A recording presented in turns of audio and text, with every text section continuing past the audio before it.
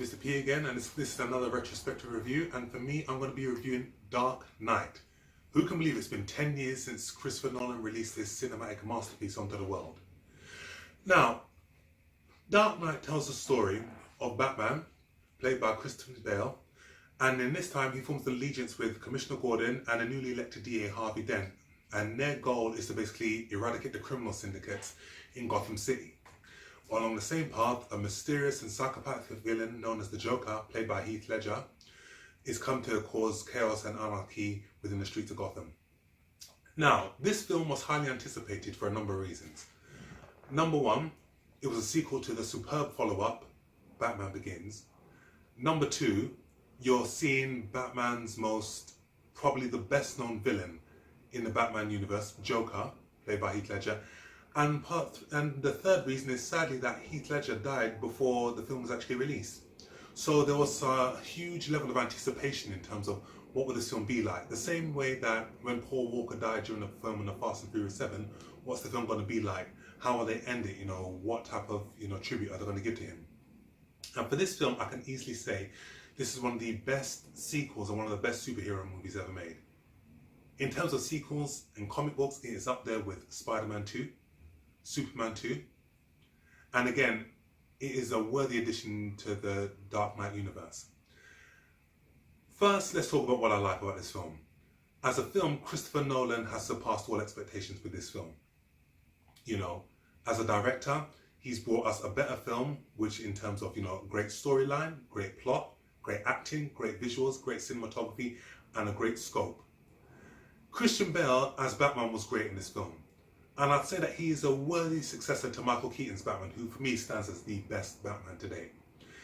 And in this film, we see a more mature Batman, who's more detective than vigilante. In the first film, he was pretty unsure about what he has to do. In this film, he knows what he has to do, but more importantly, he's more secure within himself. There's less emphasis on the family and more focus on his relationship with Jackie and his relationship in terms of, catching the Joker.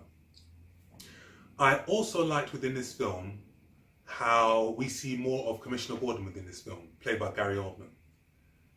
In the first film, he is only in it for snippets of the film, but in this film, he gets a more larger, more substantive role.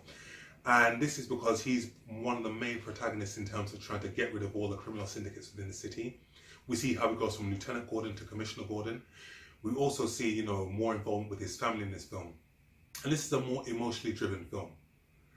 And again, all the characters in this film have their chance to shine in this film, be it Morgan Freeman, Michael Caine. I also liked Aaron Eckhart in this film. And what I liked about what Christopher Nolan did with this film was the fact that he gave us a backstory to Harvey Dent.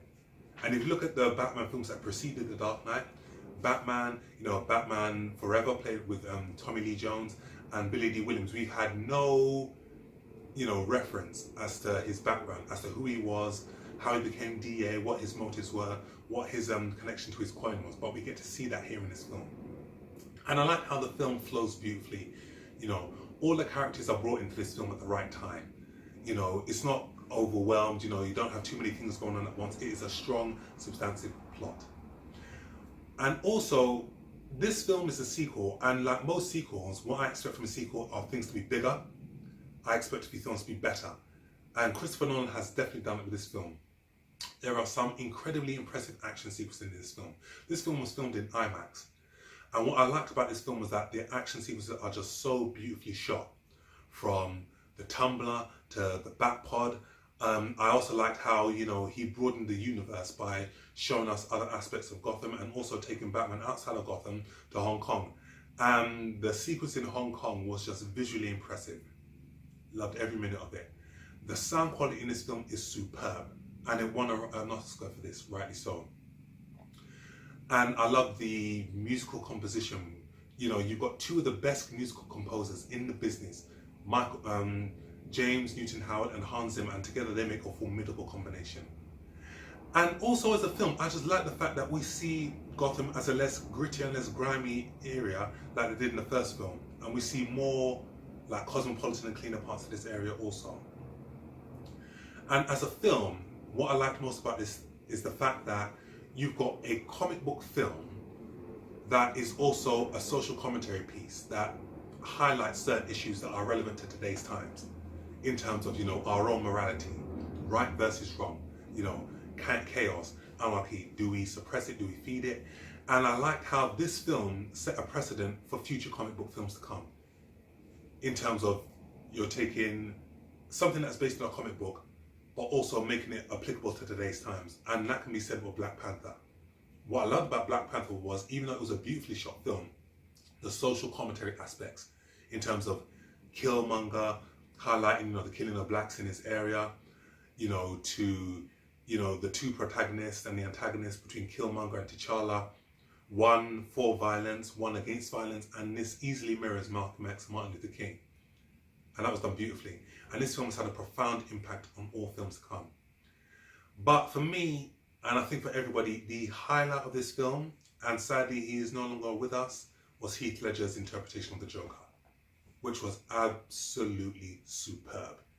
He went away from the camp Joker of Cesar Romero, he went away from Jack Nicholson's interpretation of Joker, and he gave us one of his own, which was darker, more psychotic, and more scary. You know, and what I loved about how they introduced Joker into this film is the fact that they didn't give him any backstory. They just introduced him as the Joker to say this is who he is. You know, they didn't give us his name. They didn't give us, you know, his background. Just this is the Joker. And I think it was very, very clever on Christopher Nolan's part. You know, it's like Spider-Man. You know, we know what happened to Uncle Ben so many times. There's only so many times you can tell that story before it starts getting tedious. So they didn't do that with this film. They just introduced him as the Joker. But on the whole, 10 years on, I can still say that this film is easily one of the best superhero films ever made. It can still hold its own. It's still enjoyable. Heath Ledger's performance is still as mesmerizing as ever, with iconic lines as "Why so serious?" You know, and all in all, this was a great addition to the Batman franchise. And it was one of the first films of 2008 to pass the $1 billion barrier. So with that being said, 10 years on, it can still hold its own, and I expect to be saying that in another 10 years. Happy birthday, Dark Knight. So, that's my review of Dark Knight. Feel free to follow me on Instagram, Facebook. Please subscribe to this channel. Leave your comments below. Let me know what your favourite piece was of The Dark Knight, and I shall see you on the next film review. Take care. Okay.